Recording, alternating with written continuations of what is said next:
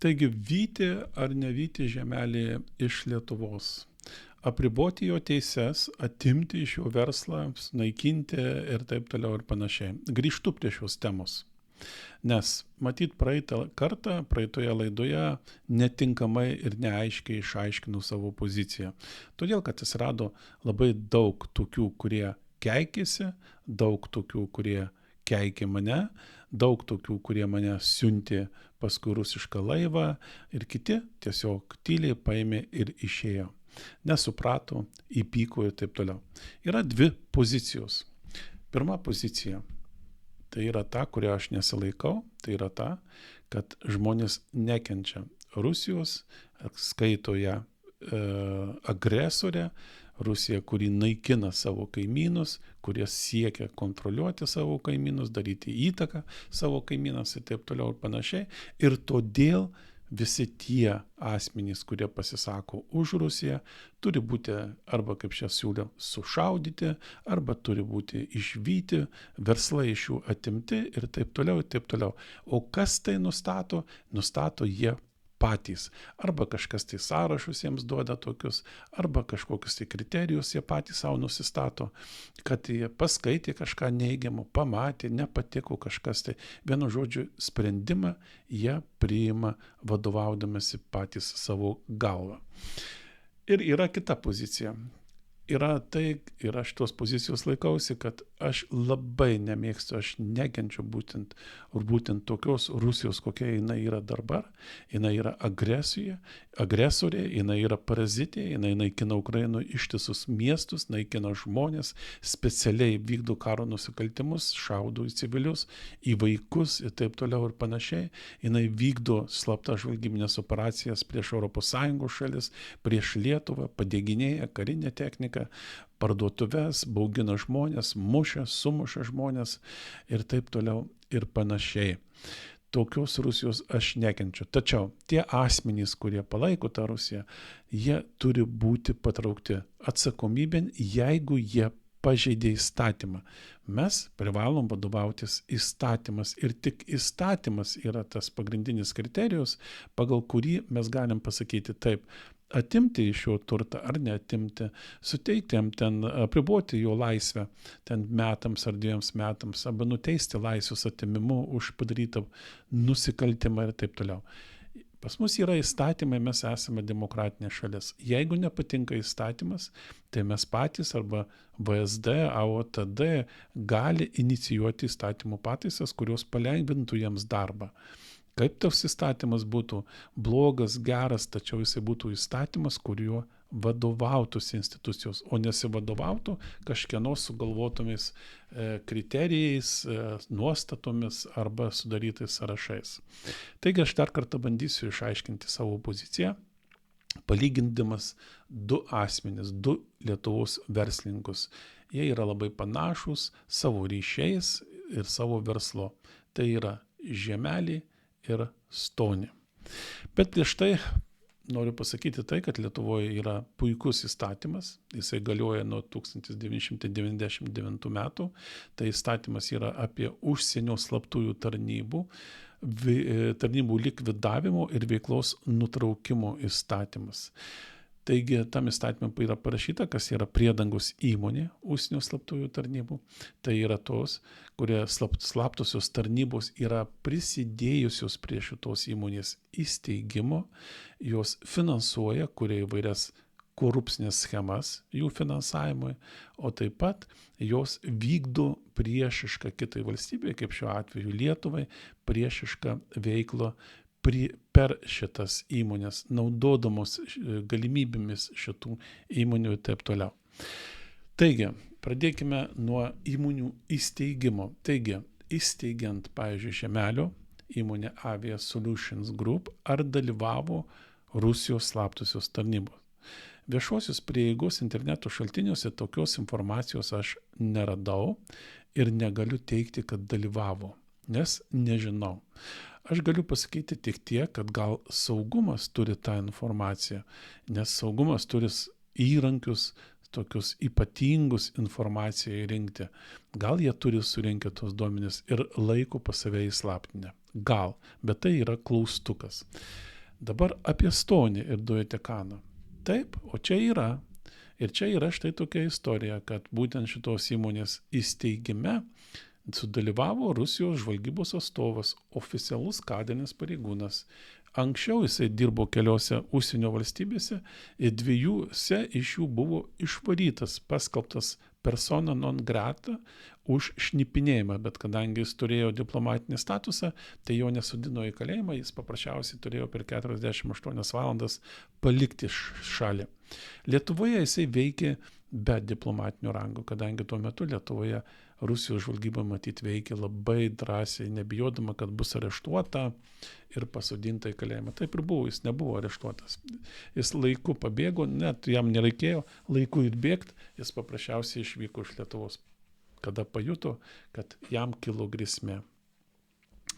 Taigi šitas žvalgas, būdamas Lietuvoje, Stoniui padėjo, kaip reikėtų kreiptis į Putiną, kad Putinas suteiktų teisę prekiauti Rusijos dujomis ir uždirbti milijonus.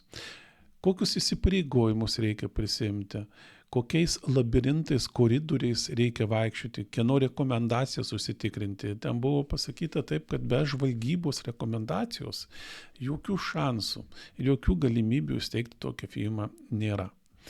Taigi buvo priimti įsipareigojimai. Ir tie įsipareigojimai buvo parašyti ant balto rašto. Kai kurie iš jų, aš pasakysiu savo laidoje, aš apie tai esu jau minėjęs. Spaudoje, internete jūs taip pat galite juos rasti. Tai pirmas dalykas, tai pavyzdžiui, finansuoti Rusijos diasporą, kad jinai būtų palanki Rusijai. Finansuoti, formuoti Lietuvos visuomenės nuomonę, kad jinai būtų palanki Rusijai, padėti Rusijos įstaigoms, įmonėms, organizacijoms privatizuoti svarbius energetikos ir kitus Lietuvos objektus, padėti kai kurioms Rusijos institucijoms vykdyti savo užduotis. Ypatingai šita paskutinė užduotis tai buvo įsipareigojimas toksai, kad visi supranta, kokius tos kitus institucijos ir kokias užduotis jos ruošiasi vykdyti. Va, ir šitas buvo rekomendacijos pateiktos, šitie įsipareigojimai pateikti Putinui ir Putinas leido, sutiko šitiems žmonėms, Stoniui ir jo aplinkui, tai Vajeika, dar kitiems, būtent įsteigti įmonę ir prekiauti rusiškomis dujomis. Dabar einam toliau. Ryšys su žvalgyba, žemelio ryšys su žvalgyba. Ar yra? Taip, yra ryšys su Sergeju Čemezovu. Sergejus Čemezovas yra Rusijos žvalgybos generolas pulkininkas. Jisai darė dabar per gegužės 9 dieną, kaip sako, pats užsideda savo uniformą ir išeina pasirodyti žmonėms. Čemezovas 2017 metais kartu su Putinu važiavo aplankyti rezidentūros vadovą, jų vadovas, su kuriuo dirbo Rytų Vokietijoje dar sovietiniais laikais. Tam vadovui sukako 90 metų ir jis kartu su Putinu, jau Putinas prezidentas be abejo, įtakingas, taip toliau, jie kartu, kaip žvalgai buvę, važiavo sveikinti savo žvalgo vadovo. Yra apie tai straipsniai, yra taip tai nuotraukos. Čemezovas su Putinu yra labai artimas, kadangi jis kartu su juo dirbo Dresdene, jie gyveno viename name, jie labai artimai draugavo šeimomis, jie kartu net pirko automobilį Vazą, jų keliai išsiskyrę buvo tik tai trumpam, o vėliau jie buvo vienas prie kito sulipę visada, kuo aukščiau kilo Putinas, iš paskos kilo ir Čemezovas. Putino dėka jisai sukūrė itin didelę imperiją, verslo imperiją Rusijai. Putino dėka jisai tapo milijardieriumi, kadangi jisai yra laikomas Putino artimos aplinkos žmogumi, itin įtakingu, jam yra taikomos ES ir JAV sankcijos. Ir ganėtinai stiprius ne tik jam, bet ir jo šeimos nariams. Ar turi ryšį su žvalgybos Stonys? O taip. Jisai turi ryšį su Vladimiru Jakuninu, taip pat žvalgybos generolu. Sovietiniais laikais Jakuninas dirbo New York'e, tai rezidentūroje. Rezidentūra, tai žvalgybos rezidentūra, tai pasiuntinybėje buvo rezidentūra, rezidentūroje sėdėjo šnipai, kurie kurių darbas pagrindinis buvo rinkti informaciją, būtent reikalingą Rusijos žvalgybai. Jis ten pradirbo, po to jis taip pat yra artimas Putino aplinkos žmogus, Putino draugas, jis priklausė tam kooperatyvui Ozera ir taip pat Putino dėka jisai Rusijoje sukūrė imperiją, gana didelę imperiją. Taip pat tapo multimilijardieriumi. Jeigu Čemezovas milijardieriumi, Jakuninas nežinau, ar milijardas yra pasiekęs, bet kad jisai turi keletą šimtų milijonų, tai yra faktas. Dabar mums svarbu yra ne tai, kad ryšys, jie žino, jie pažįsta, jie bendrauja kartais, bet mums svarbu yra pobūdis, ryšio pobūdis. O koks tas ryšys? Dėl ko jie bendrauja? Ir čionais mums svarbiausias yra dalykas tai, kad ar tai yra slaptas žvalgybinis ryšys, ar per šitą ryšį šitie žvalgybos generolai formuoja, duoda užduotis būtent Žemeliui ir Stoniui daryti, vykdyti jas palankias Rusijai, kad būtų. Taip žiūrim į Žemelio. Žemelio Čemezovo vyriausybė. Mes matom tik tai, kad viešoje erdvėje labai daug informacijos yra apie Čemezovą, apie jo verslą, apie to verslo kūrimą, apie jo įtaką ir taip toliau, kalnas informacijos. Nėra nieko, nei vienos informacijos, nei vienos žinutės apie tai, kad Čemezovas būtų davęs arba išnaudojęs Avia Solution Group arba Žemelį kažkokiai tai žvalgybiniai veiklai. Tai nereiškia, kad paprasčiausiai tokios informacijos nėra, gal saugumas, turėdamas ypatingus įrankius, surinkęs tokią informaciją ir ją turi, pas save laiko duomenų bazėse, slaptose, neviešina, tačiau viešoje erdvėje tokios informacijos nėra. Apie ryšį Žemelio su Čemezovu yra, o apie šito ryšio pobūdį ne verslo, o kaip slaptos tarnybos, kaip vykdymas slaptų užduočių Rusijos žvalgybai, tokios informacijos nėra. Čia reikia dar paminėti tai, kad Čemezovas turi vyriausią sūnų Stanislavą, kuris taip pat yra labai aktyvus verslininkas. Jisai yra beveik Žemelio amžiaus ir matyt būtent per šitą Stanislavą Čemezovą Žemelis su visa savo kompanija Avia Solution Group pateko į Maskvą. Tačiau čia yra kita istorija. Stonys. Ryšio pobūdis. O štai čia yra pobūdis visiškai kitoks. Čia mes matome tai, kad generolas Jakuninas formuoja Stoniui užduotis, kurios yra susijęs su Rusijos žvalgybinėmis užduotimis. Pirmas dalykas, kas yra labai įdomus, tai yra tai, kad yra sukurta įmonė, tai yra sukurta tokia įmonė, kuri prekiauja dujomis.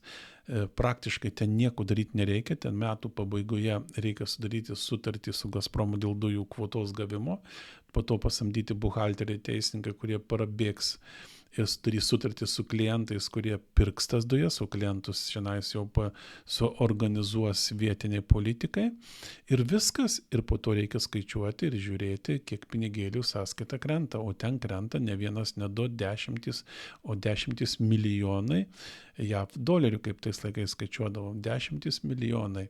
Tai yra labai didelė suma ir tu praktiškai nieko nedarai, bet finansavimas štai toksai yra. Kitas dalykas apie Jakunino, tai, kad jisai priklauso žvalgybai ir vykdo žvalgybinės užduotis, viešojo erdvėje galima rasti informaciją ir Estijoje.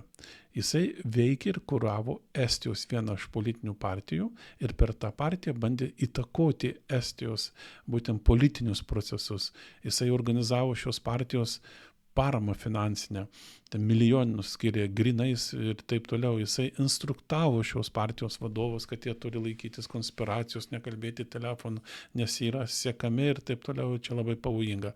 Jisai veikė kaip žvalgybos karininkas, kaip žvalgybos atstovas. Taip pat yra labai daug informacijos apie jo veiklą, apie formuojamas užduotis Lietuvoje. Tai galite rasti, atsidarykite internetą, paieškos sistemą, įveskite ir ten bus jos pilna. Dėl finansavimo. Kas čia yra įdomu? Dabar dėl žemelių veiklos finansavimo, tai yra tas finansavimas susijęs su slaptosiomis tarnybomis arba yra kažkoks korupcinis, neaiškus, sukurtas vien tik tam, tai čia aš nežinau. Aš tik mačiau tai, kad yra vykdomas verslas, yra daromi įvairūs projektai, dalyvaujama įvairiuose kontraktuose, konkursuose ir siekime jūs laimėti, o kada laimimi tie konkursai, tai yra įgyvendinami projektai, prisimami įsipareigojimai, gaunami pinigai, daromi. Taip pat buvo su Žukovo oro uostu. Kitos informacijos, kad būtent finansavime galėjo dalyvauti slaptosios tarnybos, aš neradau ir nemačiau.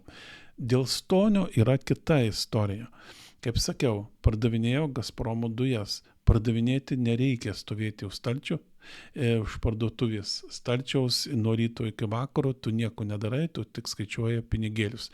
O tie pinigėliai pagal įsipareigojimus yra skirti būtent visiškai kitai veiklai ir politinėms partijoms finansuoti, ir žurnalistams finansuoti, ir visiems kitiems reikalams daryti. Praktiškai buvo sukurta speciali korupcinė schema.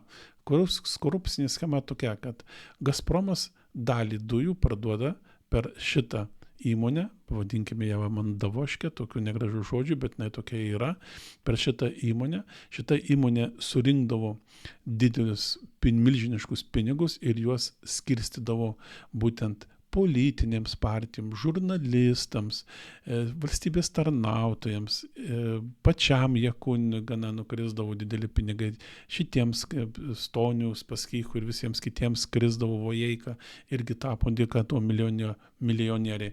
Bet tai ne verslas, tai buvo vykdoma visiškai kita veikla, nenaudinga Lietuvai, naudinga Rusijai, kadangi jie sprendė Rusijos užduotis.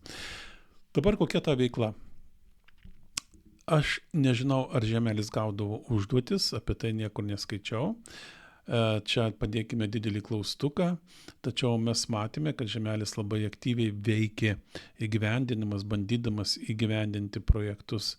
Tai veikė per valstybės tarnautojus, per teisėsaugos pareigūnus ir per politikus. Jis netgi turėjo, kaip vadino, kišeninę partiją, prisikėlėlių partiją, kuriai vadovavo Valinskas. Apie tai yra daug informacijos, galite paskaityti ir taip toliau. Kodėl jis ją turėjo, kodėl jis ją finansavo, kodėl jisai norėjo per juos daryti įtaką, ar tam, kad jisai norėjo tapti turtingesnis, įgyvendinti savo kažkokius tai projektus, ar tam, kad jo paprašė Rusijos slaptosios tarnybos Čemezovas padaryti tą ar aną, taip toliau, mes šitą atsakyti negalim. Aš linkstu link to ir daugiau informacija ta visa, kurie yra viešoje erdvėje, rodo tai, kad tai buvo daugiau yra susijęs su įvairių projektų įgyvendinimu. Apeinant įstatymus, bandant palenkti tuos įstatymus, tuos žmonės, dėl to bandant kurti įtakos įrankius, kaip ir politinės partijas ir taip toliau ir panašiai. Bet tai nėra susijęs su Rusija. Aš taip manau, bet tai dedam čia didelį klaustuką. Dėl Stonio yra visiškai kita istorija, informacijos yra labai daug. Kodėl, pavyzdžiui, buvo įsteigta šita įmonė, kokias užduotis ir veiklą jinai vykdė. Tai viena iš pagrindinių, kaip sakyčiau, ir labai Lietuvai žalinga, tai buvo suorganizuotas Lietuvos dujų visos infrastruktūros, visų pastatų, darbuotojų, visko pardavimas Gazpromui už itin žemą kainą. Tai čia Gazpromo ir Vokietijos kompanijai. Buvo Kauno termofikacijos elektrinė. Irgi parduota labai pigiai, tipo prisėmė įsipareigojimus dėl investicijų, kurių nedarė tų investicijų. Labai daug pinigų buvo skirta politinių partijų finansavimą. Tai ir konservatorių, ir socialdemokratų, socialliberalų, ir darbo partija, ir visos kitos. Jie gaudavo gan milžiniškus pinigus. Ir žiniasklaidos atstovams buvo, atskiriems žurnalistams skiriama.